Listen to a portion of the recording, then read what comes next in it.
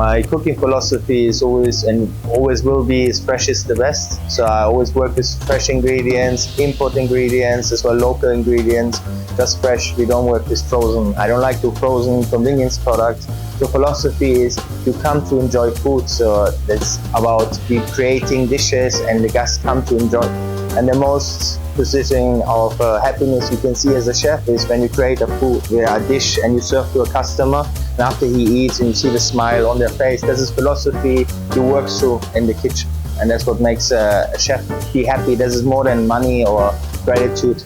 It's about seeing the guest happy to come outside after he eat the meal. That's it.